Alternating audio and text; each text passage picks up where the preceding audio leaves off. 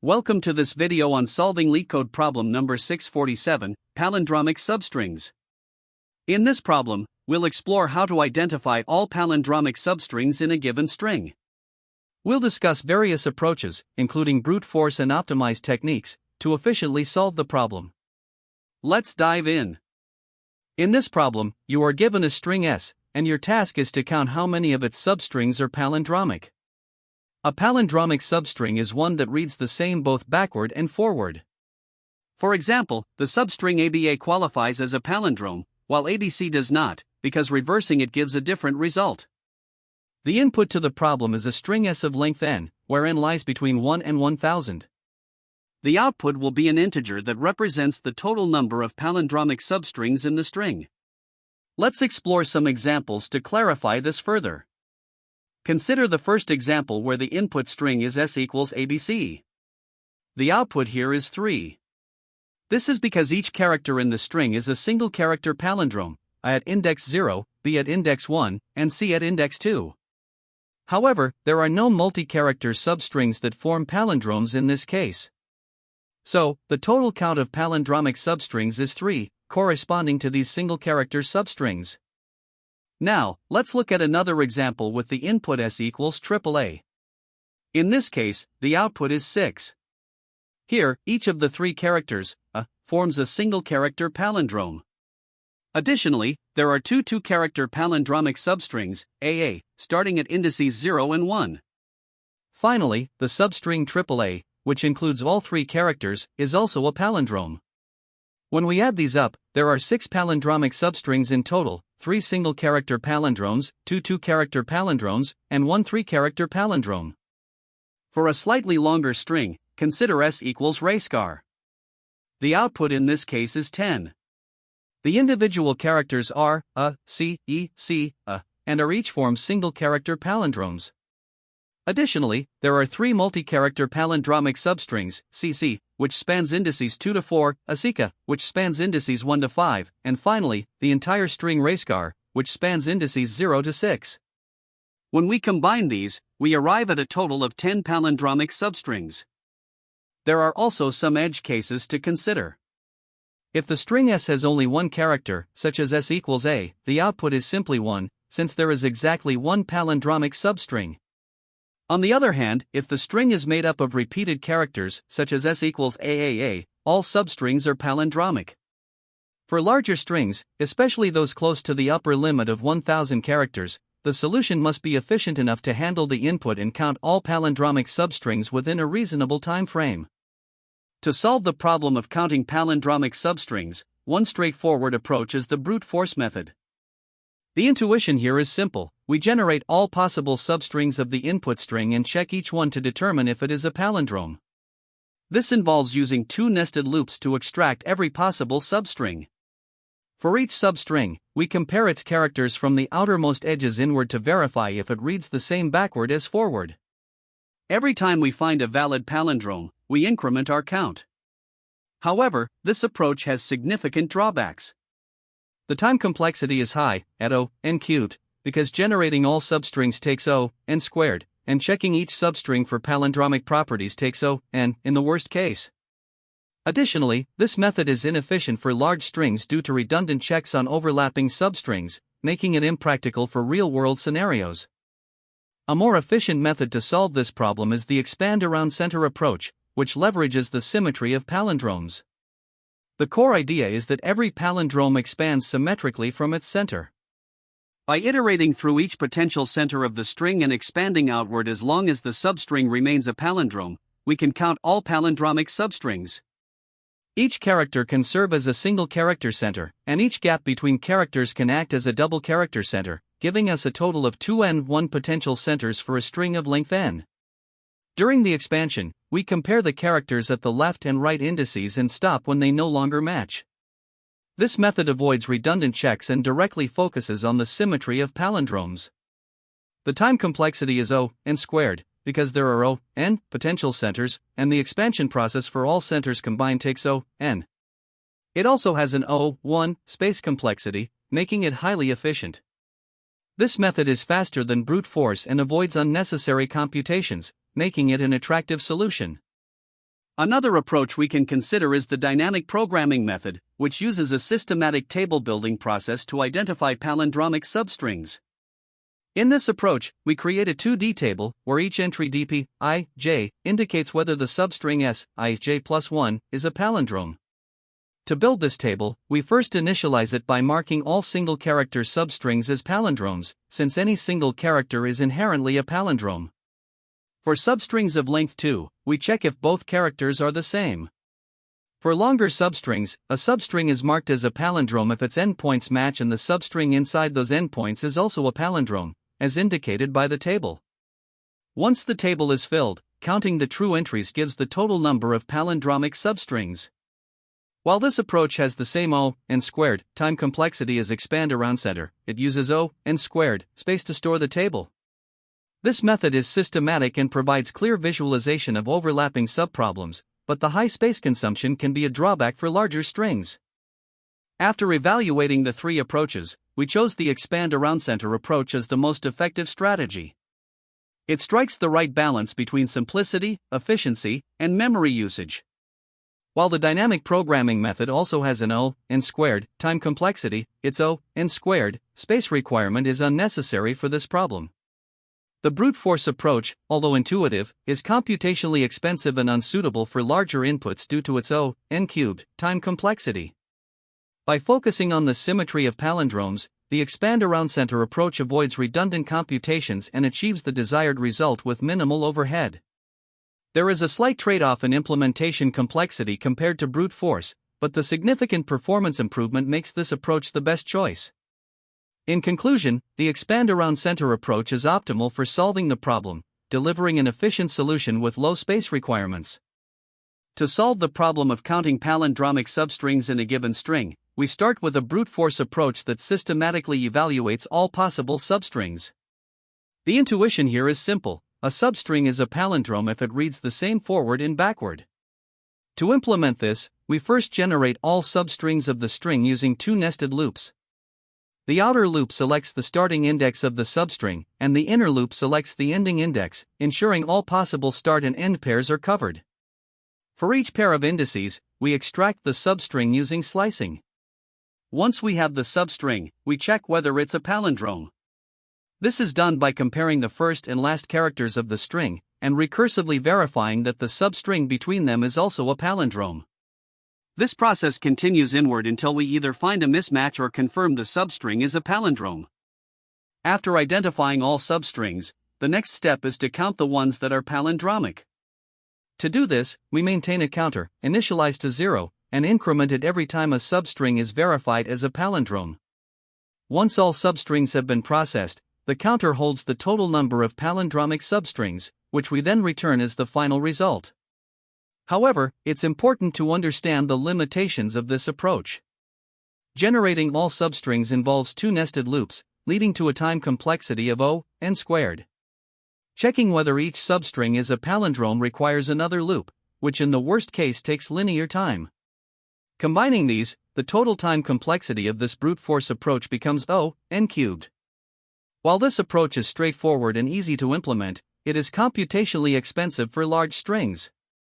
The palindrome check itself is done by comparing characters from the edges inward, which makes it efficient within this framework but doesn't reduce the overall complexity. Given the inefficiency of the brute force method, we can explore optimization strategies to improve the algorithm. One significant improvement involves using dynamic programming or the technique of expanding around potential centers of palindromes. Both of these methods reduce the time complexity to O(n)², as they avoid redundant computations by leveraging the structure of palindromic substrings. In terms of data structures, the brute force approach is relatively space efficient. It operates directly on the input string and uses a simple integer counter to track the number of palindromes. No additional storage structures like arrays or matrices are required beyond the temporary substring manipulations. However, while the space usage is minimal, a high time complexity still makes this approach impractical for longer strings, highlighting the need for the more optimized techniques we'll explore later. Let's walk through an example to better understand the brute force approach. Consider the input string ABC. First, we generate all possible substrings. These are A, B, C, B, B, C, and C. Next, we check each of these substrings to determine if it's a palindrome. The substring A is a palindrome, so we increment the count to 1. The substring AB is not a palindrome because the characters A and B differ. Similarly, ABC is not a palindrome. The next substring, B, is a palindrome, so we increment the count to 2. Then, BC is not a palindrome, but C is, bringing the count to 3. After processing all substrings, the total number of palindromic substrings is 3. This example illustrates the systematic nature of the brute force approach, but also highlights the inefficiency when dealing with even moderately sized strings. When analyzing edge cases, the behavior of the algorithm becomes even clearer. For an empty string, there are no substrings, so the result is 0. For a single character string, such as A, the result is always 1 because the string itself is a palindrome. Another interesting case is when all characters in the string are identical. For example, in the string AAA, every possible substring is a palindrome. These include the individual characters, the overlapping pairs, and the entire string, resulting in a total count of 6. These edge cases not only confirm the correctness of the approach but also emphasize its limitations in terms of scalability, particularly for strings with many overlapping palindromic substrings or high complexity inputs. This solution utilizes the expand around center approach to efficiently count palindromic substrings in a given string S. 1. Initialization. The variable count is initialized to 0 to keep track of the number of palindromic substrings found. A helper function expand around center is defined to expand around a potential palindrome center. 2. Expand around center function. The function takes two indices, left and right, representing the center of a potential palindrome. While the current substring is valid, i.e., left and right are within bounds and the characters at these indices match, the function increments the count variable. Expands outward by decrementing left and incrementing right. 3. Iterating through the string. The main loop iterates through each character in the string using the index I. For each index, the function considers two cases. Odd-length palindromes, the center is at I, so expand around center, I is called. Even-length palindromes, the center is between I and I plus 1, so expand around center, I plus 1, is called. 4. Final result.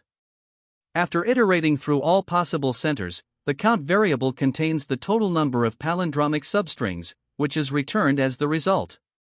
This approach ensures that all possible palindromic substrings are considered, with a time complexity of n squared. This is because each potential center, of which there are 2 and 1 for a string of length n, requires at most n expansions. The space complexity is 1, as no additional data structures are used. This is the Java implementation of LeetCode problem number 647, palindromic substrings. The logic mirrors the Python solution, using a helper method to expand around potential palindrome centers. Key differences include explicit type declarations and the structure of the class. The algorithm efficiently counts all palindromic substrings in n squared time complexity by iterating over the string and expanding around each character for both odd-length and even-length palindromes. To solve the problem of counting palindromic substrings, we start by initializing a variable count to 0, which will keep track of the total number of palindromic substrings. Additionally, we define a helper function called expand around center, left, right, to check for palindromes by expanding outward from the given center indices. Now, we iterate through each character in the string.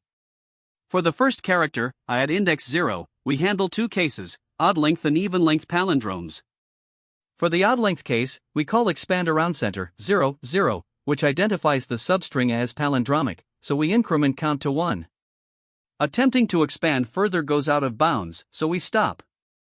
For the even-length case, we call expand around center, 0, 1, but the substring is not palindromic. Moving to the next character B at index 1, we again check for both odd-length and even-length palindromes. For the odd-length case, the substring B is palindromic, so count becomes 2. Further expansion stops as it fails. For the even-length case, no palindrome is found. Finally, for the character C at index 2, we proceed similarly. For the character C at index 2, we first check for odd-length palindromes by calling expand around center 2, 2. The substring C is identified as a palindrome, so we increment count to 3. Attempting to expand further goes out of bounds, so we stop. For even-length palindromes, calling expand around center 2, 3 immediately goes out of bounds, so no palindrome is found in this case. At this point, we have processed all characters in the string, and the total count of palindromic substrings is 3. Returning this value completes the first example. Moving to the second example with the input string AAA, we begin by initializing count to 0 once again. For the input string AAA, we start iterating through each character. For the first character at index 0, we check for odd-length palindromes by calling expand around center 0, 0. The substring A is palindromic, so we increment count to 1. Further expansion stops as it goes out of bounds. Next, we check for even-length palindromes by calling expand around center 0, 1. The substring AA is also palindromic, so count becomes 2. Further expansion stops again. For the second character at index 1, we handle the odd-length case first. Calling expand around center 1, 1 identifies it as palindromic, incrementing count to 3. Expanding further reveals the substring AAA, which is also palindromic, so count increases to 4. Further expansion stops as it goes out of bounds. For the even-length case, calling expand around center 1, 2 identifies AA as palindromic, incrementing count to 5. Further expansion stops. Finally, for the third character at index 2, we address odd-length palindromes. For the character at index 2, the odd-length case involves calling expand around center 2, 2, which identifies it as palindromic, so we increment count to 6. Attempting to expand further goes out of bounds, so we stop. For even-length palindromes, calling expand around center 2, 3 immediately goes out of bounds, and no palindrome is found in this case. At this point, the total count of palindromic substrings in the string AAA is 6, and we return this value as the result. Now, for the third example with the input string racecar, we initialize count to 0 and begin iterating through the string. For each character, we expand around both odd and even centers. Key highlights include the odd-length palindromes such as R, A, C, E, CEC, ASICA, and racecar. There are no even-length palindromes in this case. The final count of palindromic substrings for this input is 10, which we return as the result. The time complexity of this solution is O, n squared, where n represents the length of the input string. To understand this, consider the outer loop, which iterates through each character of the string. This loop runs exactly n times. For each character, the expand around center function is invoked twice, once to handle odd-length palindromes and again for even-length palindromes. During each call, the function attempts to expand around the center of the palindrome. In the worst-case scenario, where the string is a full palindrome like AAA, the expansion might extend across the entire string. For the first character, it could expand up to n steps, the second character n1 steps, and so on, leading to significant computation. Now, the total number of expansions across all calls to expand around center can be expressed as the sum of the first n integers, 1 plus 2 plus 3 plus n, which simplifies to n asterisk, n plus 1, / 2. This formula reduces to O, n squared, when we focus on the dominant term. Combining this with the O, n, from the outer loop, the overall time complexity is O, n squared. As for space complexity, the solution is highly efficient, requiring only O1 space. This is because the algorithm uses a constant number of variables, such as the count variable and the left and right pointers within the expand around center function. Since no additional data structures are employed, the space complexity remains constant. When comparing this approach to a brute force solution, the differences become evident. A naive method would involve generating all possible substrings and checking each for palindromicity. Generating substrings takes O, n squared, time, and checking each substring for palindrome properties can take up to O, n, resulting in an overall time complexity of O, n cubed. Additionally, the brute force approach would require O, n squared, space to store the substrings. The optimized solution, on the other hand, avoids substring generation entirely. By expanding around potential palindrome centers directly, it reduces the time complexity to O, n squared, and the space complexity to just O(1), making it significantly more efficient. Examining the best, worst, and average cases provides further insight into the algorithm's performance. In the best-case scenario, where all substrings are palindromes, as in a string like AAA, the algorithm still performs O(n)² expansions because it must consider each potential center. In the worst-case scenario, where no substrings are palindromes beyond single characters, the complexity also remains O(n)². This is because the algorithm still expands around each character, even if the expansions terminate quickly.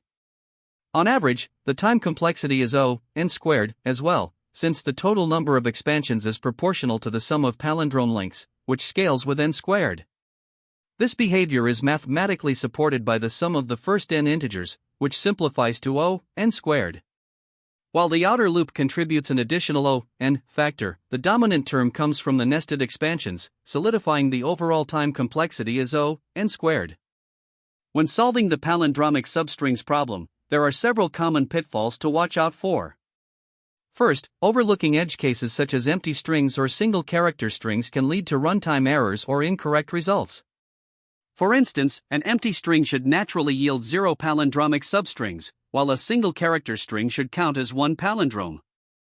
Additionally, a frequent mistake involves using inefficient palindrome checking logic, like substring reversal. While Sij equals Sij:1 might seem straightforward, it's prone to off-by-1 errors and unnecessary inefficiencies. A two-pointer approach is generally more reliable and efficient. Another issue arises with brute force implementations. Generating all possible substrings explicitly leads to a time complexity of O(n³), which is impractical for larger inputs. Lastly, misunderstanding how to construct and transition a dynamic programming table can also cause issues. For example, failing to properly define base cases, like single character or two character palindromes, or mishandling transitions such as ensuring that dp I(j) only holds true if dp I+1 j1 is true and Si equals Sj can lead to incorrect results. Now, another common mistake is skipping the center expansion optimization. This approach is both simpler and more efficient for counting palindromic substrings compared to other methods, and neglecting it can lead to overly complex solutions. From an interview perspective, there are a few key insights to keep in mind. First, recognize patterns in the problem. Techniques like sliding windows, two-pointers, and dynamic programming frequently appear in substring or subarray problems, so be prepared to discuss how they compare. It's also important to demonstrate optimization awareness. If you begin with a brute force solution, acknowledge its limitations and quickly pivot to something more efficient, like dynamic programming or center expansion. Moreover, clearly explaining how your solution handles edge cases such as single character strings, repeated characters, or empty strings can make a strong impression during an interview. Finally, be ready to discuss time and space trade-offs. For example, while the center expansion method is space efficient with O(1) space complexity, dynamic programming uses O(n)² space but may be more intuitive for some. Highlighting these trade-offs shows a deeper understanding of the problem. It's also helpful to explore related problems, as they often share techniques that can be reused or adapted. For instance, LeetCode 5, longest palindromic substring, asks you to find the longest palindromic substring rather than count all of them. This shifts the focus slightly but uses similar methods. Then there's LeetCode 647 itself, which we're discussing here, where the goal is to count all palindromic substrings.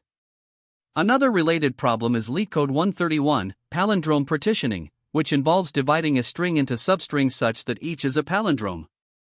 This introduces an additional layer of complexity, as you need to generate valid partitions. Finally, LeetCode 516, longest palindromic subsequence, is another variation, but here, you're dealing with subsequences rather than substrings, which changes the dynamics of the solution. By practicing these related problems, you'll build a stronger understanding of how to handle palindromic patterns in different scenarios. Finally, let's look at alternative approaches to solving the problem and how they compare. One popular method is dynamic programming, which has a time complexity of O(n)² and a space complexity of O(n)². While this approach is intuitive and systematic, it does require additional memory for the DP table, which may not always be ideal. Another effective method is center expansion. This also has a time complexity of O(n) squared, but it's much more space efficient, using only O(1) space. It's simple in design, focusing on expanding around potential centers, but it can be somewhat harder to generalize for other variations of the problem. For those aiming for maximum efficiency, there's Manicher's algorithm, which achieves a time complexity of O(n) with a space complexity of O(n). However, it's significantly more complex to implement and is rarely required in interviews due to its advanced nature. Understanding these trade-offs allows you to select the right approach for the problem at hand, balancing efficiency and implementation complexity. Thank you for joining this walkthrough of the palindromic substrings problem. We discussed the brute force approach and its limitations while emphasizing the importance of optimized solutions. I hope this video helped you understand the problem and develop a systematic problem-solving mindset. Don't forget to like, share, and subscribe for more such content. Until next time, happy coding! That's the end of this tutorial. I hope you found this explanation helpful for understanding the solution to this LeetCode problem. If you enjoyed this content, please consider subscribing to the channel for more coding tutorials and solutions. Feel free to leave a like if this video helped you, and don't hesitate to comment with any questions you might have. Thanks for watching, and happy coding!